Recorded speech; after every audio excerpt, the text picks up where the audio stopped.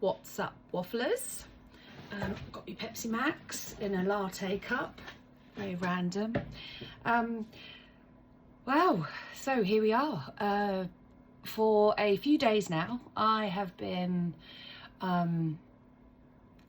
wondering how to do a podcast. I'll be honest, like, how do you do a podcast on your own, like with episodes on your own? Because as much as I walk around supermarkets and the house and the office talking to myself and answering myself, I can't very well do that to a screen.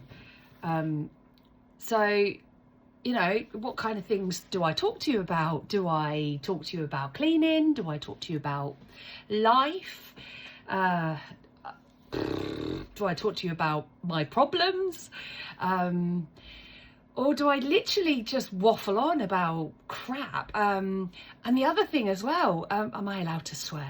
Like, should I swear? I don't know. You know, and there's also like, should I video myself or should I just record my voice? But then the problems I've got with recording my voice and videoing myself, I will probably be here, there and everywhere, and you know, I can't sit still, and that might be annoying. And then the other thing is, if I just record my voice, what happens when I lose my trail of thought and end up exactly that? Like, what happens when I lose my trail of thought, know what I want to say, but I have a mental block and I can't say anything? So yeah, I don't know how we're going to do this. So for now, let's just record and we'll see how we go. You know, I'm just happy just sharing stuff with people. I'm not bothered who knows what. You know, anyone can ask me any question whatsoever and I'll answer it honestly. I can go to a total stranger and completely tell them my backstory, all the good stuff and the bad stuff. Sorry, I literally cannot get over what I look like in glasses. Like, oh God. Okay, so last weekend I was reading the back of a chocolate packet, and to be honest, I have as much as like there's loads of stuff broken inside me, my eyesight has always been perfect, absolutely perfect. I love the fact that I can see very, very far away, and I can see close up and everything. And for the last maybe 6 months, I have been squinting a lot. I've got to stop saying as well. So I have been squinting a lot, and I've always done that. I've always had to wear sunglasses and that, even during the winter, because it gets too bright. And night driving, the more I think about it, night driving has been an issue. And again, night driving has been an issue for me in the last 6 months, and I haven't actually realised it until now. So anyway, I was reading this packet and I just sort of looked at it and I thought, oh my God, I can't read that. Like, it's gone blurry. Now I'm 44 this year, and I couldn't read. It was blurry, and to be fair, it was kind of stop saying that really gets on my nerves. Do you ever do that? Like when you realise you're doing something or saying something, and the more you do it, it really, really gets on your nerves. Anyway, so I was reading the packet like this, and it was blurry. And I was thinking, right, okay, well, maybe it's dark, so I can't really read it very well. So I was trying a little bit harder, and I couldn't. And then I noticed that I was pulling it away and I was squinting, and I'm thinking, oh my God, I look like my mum and I look like my ex-mother-in-law. Like that is how they look at things. you know, they're pulling away, and then, you know, like that. And I always thought, what the fucking, like, what? And we used to take the piss. Oh, I've just sworn, sorry. We used to take the piss out of it all the time. Anyway, I thought, right, okay, well, just because maybe it's a green packet and black writing and it's dark, I'm tired, got a headache, maybe it's because of that. So I started getting other things and checking. Oh my God, no, it wasn't. It was, I could not read without my without glasses. I couldn't read anything that was this close. So you can see this close. So it is pretty close, but I'm used to that. Like, I can do that and I can do that. But I couldn't read it, and I spiraled. So I started voice noting the group that I'm in. I started voice noting my boyfriend and basically telling him that, you know, get used to it while you can. I'm getting old. I'm going to have a month to live. I'm making an appointment at the opticians. I want to know what's going on. They're going to tell me I'm going to die. I literally went full ranting over it. I wasn't only joking, and I'm not like belittling people that have vision problems. It's just that I've never experienced that. When I was in my teens, they said I needed glasses for reading, but to be fair, I've never really done it. Anyway, I was that kind of spiraled out about it. I actually made an appointment at Vision Express. So I went, oh no, Specsavers, sorry. Should have gone to Specsavers. Yeah, so I went there the next day, and they basically told me that my eyes themselves, so I had all the, oh my God, how different is an eye test now? When I was a teenager, I went for an eye test, and this makes me sound so old, you know, when I'm back in my day. Yeah, when I went, it was basically cover up your eye, you look on the board, and then, you know, and also like you've got the lights and whatever. Now it's just like you go, you sit, you put your chin on, and all this stuff happens, and then you go onto another machine, and then that does stuff, and then you go into this room, and then they do stuff, and then you do this peripheral test, and then that shows you what how your peripheral vision is. Yeah, it was like, I was like, oh, you must really love your job, like you get to see all this stuff in the body. So yeah, they did all this stuff, and she diagnosed me. She did.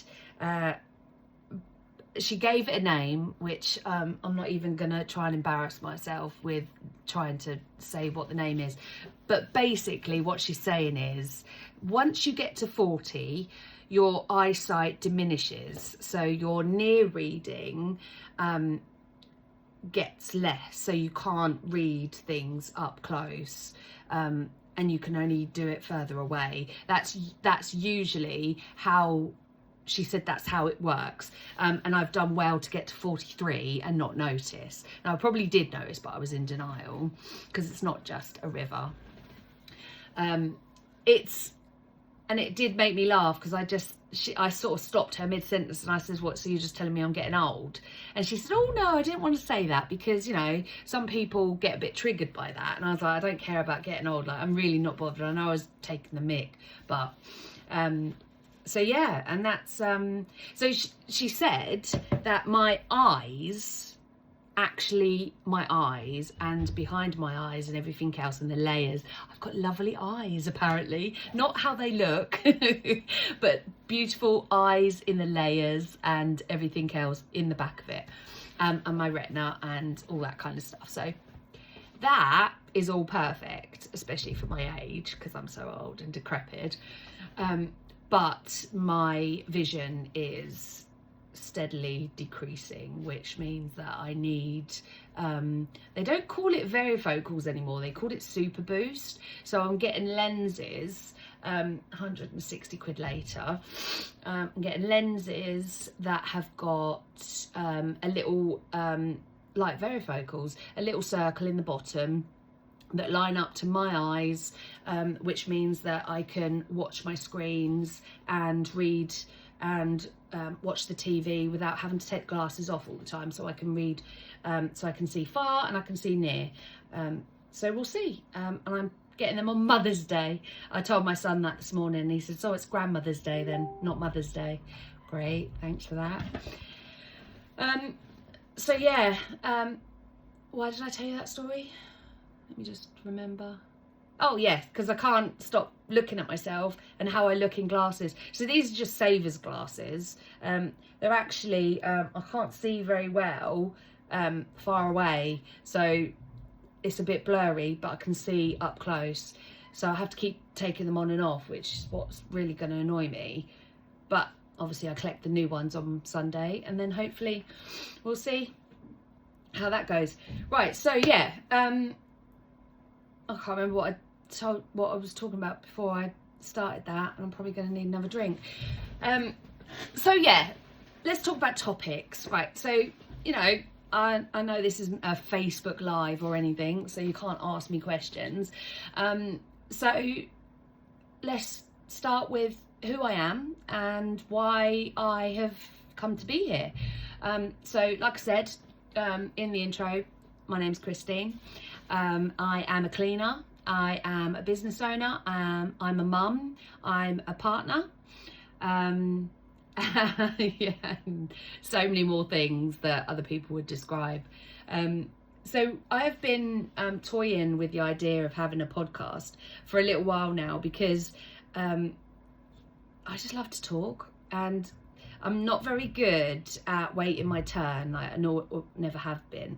And usually the people that I surround myself with know that. So I end up butting in quite a lot on things. Not because I'm rude. It's because I lose my train of thought. And if I don't say what I want to say, so I've got a friend called Amanda, and she'll sit there with her fingers crossed, and it actually reminds me, and she does that in a conversation because it reminds her that she needs to interject something into the conversation, but she doesn't want to interrupt. And that reminds me of when Lacey was little. I used to say to her, like, link arms with me or hold on to me, and I know that you want to say something, but it's rude if you interrupt people. And I'm definitely not a practice what you preach kind of person, unfortunately. But yeah, it reminded me of that, and I'm afraid that I don't have that willpower. So I suppose when it's just me, I suppose I interrupt myself, like with my trail of thought. But yeah, anyway, so let's get back. So for all those who are interested, like I said, I'm a cleaner. I started my cleaning business back in 2019, end of 2020. It was just before COVID hit, I think. Sorry, my sock keeps coming off. And you know, like when you're wearing short socks and they go over your heels, it keeps really getting on my nerves. So yeah, it was just before COVID hit. I decided that I wanted to do something to help other people. I was working with my ex-husband at Travis Perkins at the time, and I was also a carer. So I was doing a couple of days a week on each thing. And then I got a bit bored with that, so I stopped working at Travis Perkins, and I decided that I would create a business, but I didn't know what I wanted to do because I didn't want to work for anyone else. I thought, well, you know, I'm not very good at organising my life. I'm not very organised in anything, but I'm good at helping other people to be organised. Also, same goes with the house. I'm not very good at cleaning the house. I'm not that house proud. Like, if it needs cleaning, it needs cleaning, that's it. But I'm very proud of cleaning a house. So put a job advert on Facebook, set up a page, CS Shine. Someone answered, and I'm very proud to say that I still have that client today, 6 years later. And I turned up. I was $11.50 an hour. Now, I know that's cheap. I didn't have insurance. I I didn't have any overheads. I literally saw it as I went there. I did 3 hours of cleaning, and I knew that I had to register after £1,000 of earnings, I think it was, or you could just register whatever with HMRC. So I'd already looked into it all, and I then thought, oh, this is pretty good actually. Like I quite enjoy this. Like, it's not my house. I don't care whether it gets messed up or not. And also, that person's shoulders when they walk through the door, and they don't have to do that anymore. That's enough for me. And I looked into it a little bit more. I got a few more jobs, and I was like, oh, I actually really enjoy it. So for the first year, I didn't touch the money. I didn't need to. I didn't do it for that. I did it because I loved people's reactions, and I loved what came with it. And also, I'll be honest, I was scared. I'm pretty scared to touch the money, just in case I owed any tax, or I owed anyone anything, or if I'd done anything wrong. I'd never run a business, and I'll be honest, I have been in business and registered. We're now registered at ACBC. That's another story all of its own. But CS Shine was my very first company, and I was registered as a sole trader, and that was 6 years ago. So I have always, no, I've always done it the right way. But, oh yeah, that's what I was going to say. I have always run a business physically. However, it's only since maybe March or April, so maybe a year, that I've actually realised that I am a business owner, that I am running a business. And how weird is it that it's taken me 5 years? I've had staff in that time. I've done payroll. I have used QuickBooks. I was running all that kind of stuff. I have done invoices. I've got commercials. But I never see myself as actually running a business. It was just, I don't know. I think I surrounded myself with people who made me feel, nothing towards them. They didn't do anything, but the way I saw them running their businesses and that, I always felt really inadequate. I felt like mine wasn't really a business. Mine was more of a glorified hobby. And it's taken me a long time and a lot of people to actually realise that what I do is run a business. I am a businesswoman, and the more I learn and the more I know about stuff, it blows my mind how I never thought of it any sooner. I just never came to terms with it. So yeah, so over the years, I got busier and busier, and then I think 3 years into it, I realised that I had just had too many clients. I couldn't fit everyone in, so I ended up pairing up with various people over the years. And then my best friend at the time, I decided to bring her into the business, because we pretty much brought our youngest kids up together. So it just made sense that, and she was very, very much like me, so it just made sense that I would just bring her on board, and her mentality was the same as mine. And we often joked in between cleans that we should like start a YouTube channel, because the crap that you talk about and that you don't talk about, and the conversations that you have in between cleans about nothing in particular, and you can go from like something that's so emotional to something that's just highly ridiculous in one sentence, and we used to just laugh about it, like the topics that we used to get onto in them like 10-15 minutes, and we used to joke and say, like, if people would hear us, they'd think we were mental and or have some sort of like problem, because they wouldn't be able to understand what we were talking about. So yeah, it's kind of been playing on my mind since then. So yeah, various things have happened over the years, and then 2024, that's when things completely changed for me. My brother had a motorbike accident, and he was he's now disabled. Hopefully not for the rest of his life, but at the moment he is. He was in Addenbrooke's for quite a few weeks, had his leg went up into his pelvis. He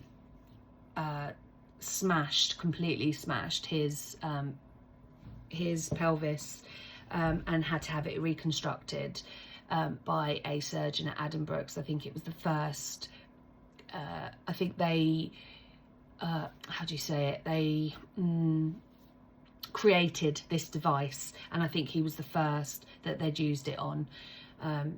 But now we've been told that that was 24, now we're 26. He now has to go for a complex hip replacement, and he will also have another hip replacement in his lifetime. So, and he's only 38. And he was 36 when he had the crash, so it's not been great. So then a couple of months later, the most devastating thing happened to all three of us. We lost my dad. He was only 64, 65, I believe. They were on holiday in Leicester. I didn't know where they were at the time, because I'm so crap at keeping in touch with people. I don't ask questions. I only just sort of talk to people when they need me. And I got a phone call one day to say that Dad had dropped dead, and Mum, all I could hear was Mum and David on the phone screaming, shouting, crying. I didn't know what to do. I was here. That was 3 hours away. I had no idea where they were. They didn't know how to tell me where they were. They didn't drive, so they were stuck up there. They were stuck there with the dog, with the car, with the trailer. They didn't know what to do. It was an absolute nightmare. It really was.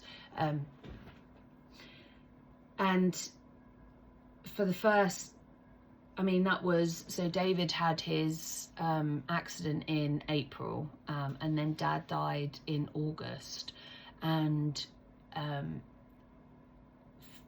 for the next 2 months I actually I don't remember very much of it, apart from working. I took 2 weeks off, and then some of my cleans had to be cancelled because I just couldn't cope. And obviously I was, watching out for Mum and David, and, making sure that they were okay, making sure that things were sorted and everything. And I just didn't take time to grieve. I just thought, if I can get this next thing done, then I can grieve and I'll be fine. Not only did it not come, a year later, I realised that actually I'm done. Like, I completely collapsed, and that was that. And then I realised that I actually did need to grieve. You don't ever get over it. You don't. There's always these what ifs, like, I should have spoke to him more, I should have done this, and I should have done that, and I should have, asked them where they were going, and all, you always go through that. But unfortunately, you can't change stuff. So anyway, after the funeral and everything, I spoke to my best friend, and I said, look, I think we should do a bio course, and I think we should set up a new business, take this business into a bio, and let's go and do this. Let's go and make all this money. Let's go and, you know, let's go and just enjoy life. Let's just do this. So we did. We went to London, and we did the course. We were so, you know, really focused on it. Me probably more, because when I do get an idea, I run with it, and I don't wait for other people to catch up.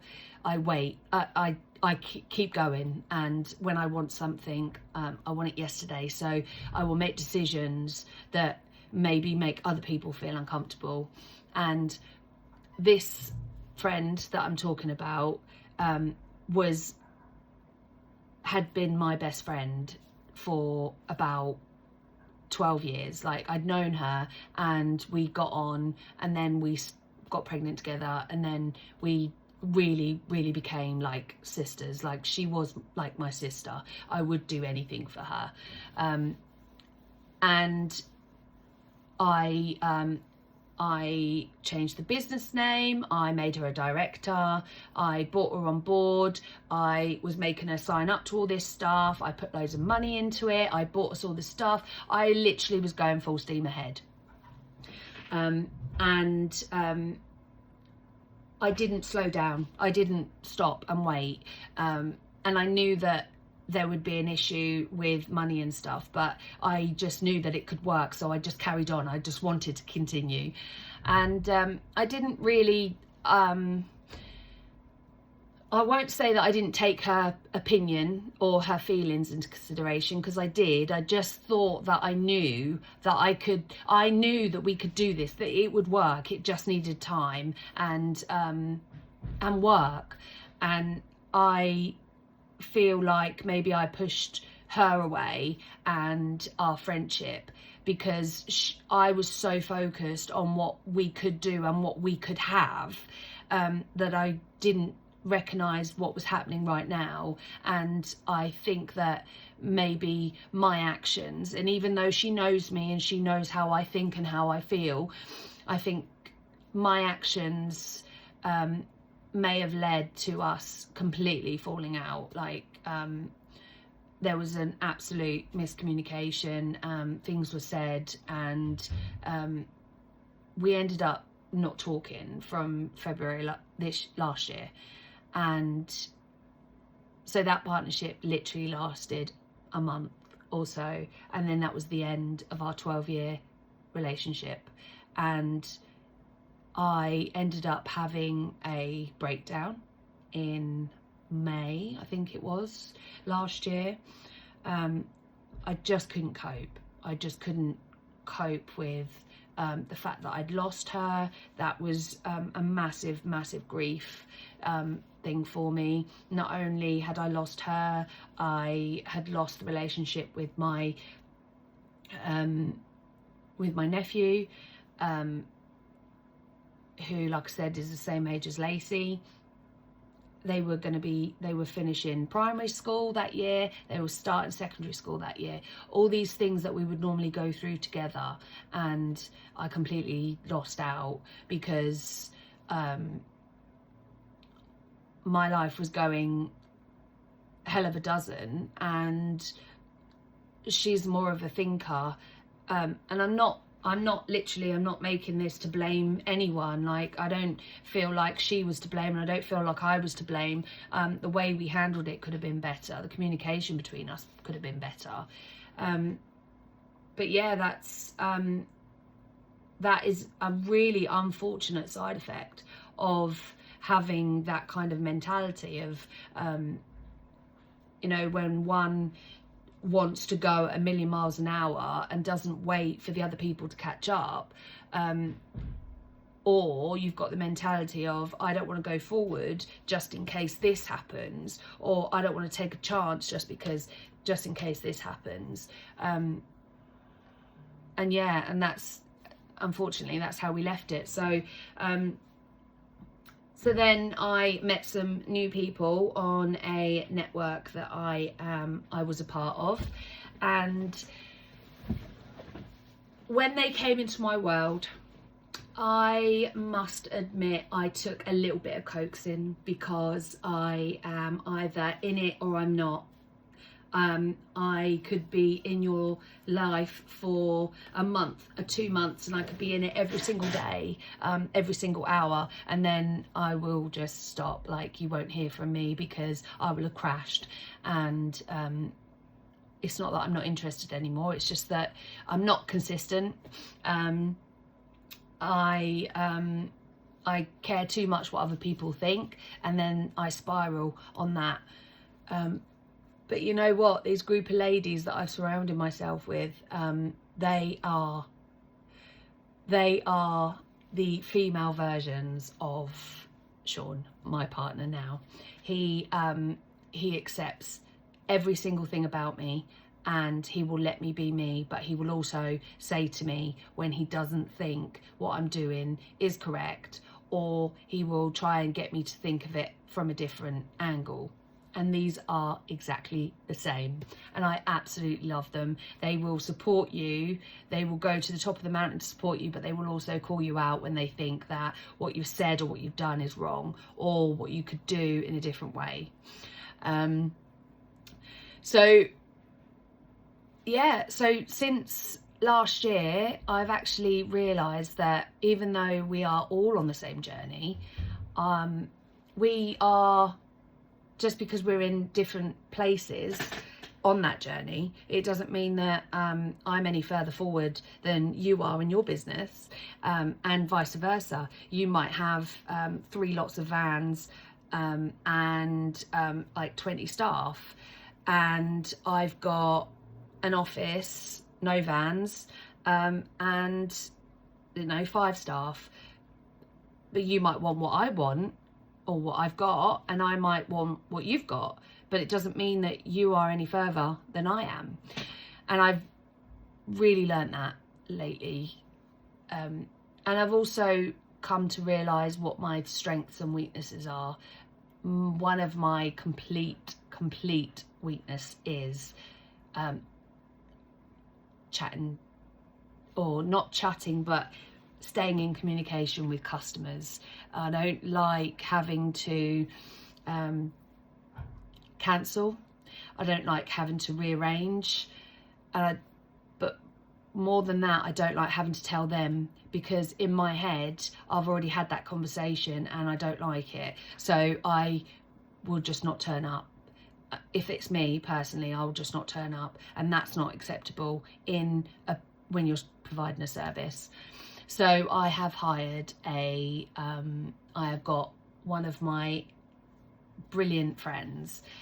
She's a fantastic cleaner. She's part of my team. She has been for a year, and she is now my staff supervisor, who liaises between the clients, her, and staff, and her and me. So she is the go-between between all of them, and she's the most energetic, chatty person I have ever known, who has also had her struggles, but she's fantastic because everyone relates to her. So that is definitely one of my weaknesses, and she has taken that off of my hand, and I'm quite happy with that. So yeah, so sometimes the things that I have had to do, they cost me. Like, yeah, okay, I don't have to pay someone to do that kind of stuff for me, but for my mentality and to stop me from spiraling, it's a better thing that I do give that away. Same as the B&B cleaning, the laundry. Although I charge for that, I have to outsource that, because I would rather take all my B&B washing to a cleaners and let them wash it, dry it, fold it, and give it to me, than me have to go and find all the change for the laundrette, find the time to go to the laundrette, wait for the washing machines and the tumble dryers to be free, deal with the people in the laundrette, and also find the washing powder and all that kind of stuff. So I would rather, that might be cheaper, but actually for me personally, I'd rather just outsource it. You take that off my hands, I'll come and get it, done. And they're the things that I've learned. And also over the year, I have learned as well that actually I can do anything. Like, if I want something, don't be afraid to try it. Why should I? If I want to go and try a job, then stop trying and just go and do it, because I'm not going to know until I've done it. So I've done so I am qualified for bio services. I've pretty much only done mold removal at the moment, and I actually quite like it. I do like it, and I'm teaching my staff to do it. I haven't done hoarding cleans yet, and I haven't done after death cleanups yet. They're all on the list for this year. This year is absolutely going to change when I launch Prism, which is going to be a trading arm of ACBC. And I actually have turned my hand to shower tray silicone removal and reapplicants. Is that how you say it? Reapplication. And I actually really enjoy that too. And if I'm not good at something, then I will say I'm not good at it, and then I will just outsource it. Like, I would rather offer you the service and say that this is something we can offer, and if I can't do it and I'm not qualified to do it, I'll get someone who is, because I would rather have a good service in place than me just try and botch it. I'm definitely looking forward to doing some more bio this year. I love everything that stands for. I love everything from the person it begins with to the end product, especially things like hoarding cleans, mental health and stuff. That to me is more important than the cleaning. I like that we offer a service that people can relate to, and also I like that we are relatable. We are just normal people.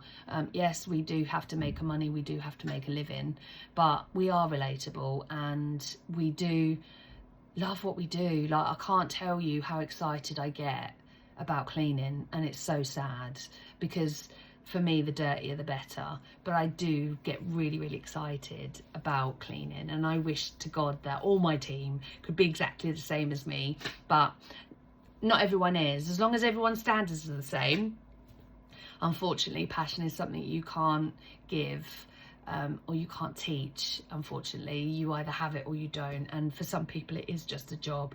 But as long as my clients and my team are happy, then I'm happy. So yeah, and I've now got an office. I am now in my very own office. So out of the summer house, out of the garage, and out of the living room, because it was just looking like some weird collection of all this stuff. And now I'm in an actual decent space. I clean on tools once a week, and I will clean if I have to. But the rest of the team take care of all the other stuff. And yeah, so that's where I was from start to finish. I'm sure you don't want to know about how I got here in my personal life, because that's a whole new series, not just one episode. There was a lot of ums in there, and I am sorry for that, and I'm sorry if I waffled on quite a lot. I do go off topic. I do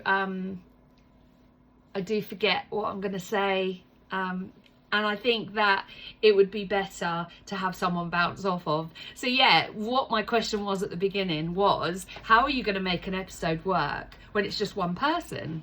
And I'm not sure that this is I'm going to call myself what, there's a film and they call them, she calls her oh my god, what is that? Oh, I can't bloody remember. Oh, it's the Red Queen. Oh my god. Oh god, I know it. I know it. The Red Queen, and she calls her Alice in Wonderland. There you go, got there in the end. Yeah. just random shit that's in my head, and I've just sworn again, sorry for those who don't like swearing. Yes, nearly said it. I just let myself down. Oh my god. Right, so on that note, probably the whole office block can hear me because I seem to get louder the more excited I get, and I have to apologise for that. You might have to keep turning it up and down. But yeah, so that is the first episode. I hope I've given you loads of insight. I have probably waffled on for the last 40 minutes and you actually probably haven't learned anything, because I've probably said stuff that hasn't even made sense. So yeah, so hopefully the next episode we will have a guest speaker on, and we'll have loads of laughs and probably some more waffle that you actually don't need to know. But yeah, I'd like to talk about things like, you know, if you've got nicknames for houses, that the clients' houses that you go to, because we do, you know, we don't name names. There's no no judgment whatsoever. Like I said, I would rather all my clients live in absolute pigsties than have nice clean houses, because that's just boring, isn't it? I like a nice dirty, I mean, I cannot wait to get a bio clean that the toilet is so full of crap that the crap is on top of the crap, and I get to clean that. I mean, you can tell I am excited about that. It's just so sad, but yeah, the dirtier the better, absolutely. So yes, I hope you enjoyed this episode of me just rambling on and waffling about nothing in particular. But yeah, next time we don't know how I'm going to cut this. How do I say goodbye? Thank you for tuning in, and I will see you on the next episode. Bye, wafflers.